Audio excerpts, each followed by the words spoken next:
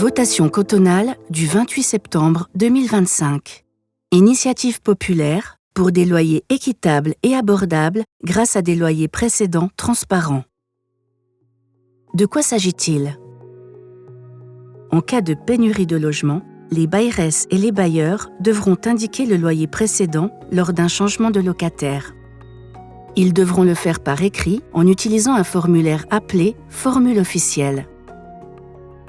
Les personnes à l'origine de l'initiative veulent ainsi faire apparaître les hausses de loyer injustifiées. Le but est aussi de lutter contre la hausse des loyers. Selon l'initiative, il y a pénurie de logements lorsque le taux de logement vacant est inférieur ou égal à 1,5%. Le Conseil exécutif doit alors rendre obligatoire l'usage de la formule officielle dans tout le canton ou dans certains arrondissements. Le Grand Conseil rejette l'initiative. Il pense qu'elle n'aidera pas à améliorer la situation actuelle sur le marché du logement. Selon lui, elle crée des risques et accroît la bureaucratie. Argument du Grand Conseil pour le projet. Ces 20 dernières années, les loyers ont augmenté d'environ 30% dans le canton de Berne. La pénurie de logements aggrave la situation. Il faut donc agir. La formule officielle obligatoire est un outil simple et éprouvé pour faire apparaître et empêcher les hausses de loyers injustifiées. Elle est déjà en place dans 9 cantons. L'obligation d'indiquer le loyer précédent dissuade de pratiquer des augmentations injustifiées.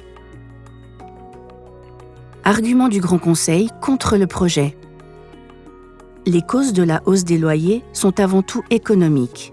Par exemple, le nombre insuffisant de logements construits, l'inflation et la croissance démographique.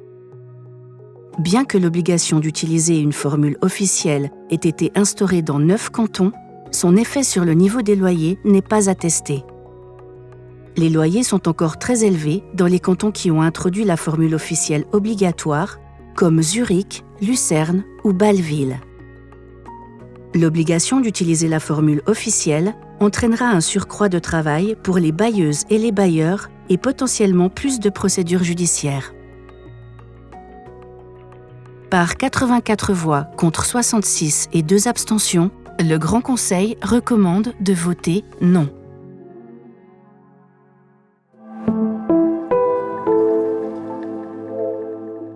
Pour en savoir plus, www.be.ch/votation.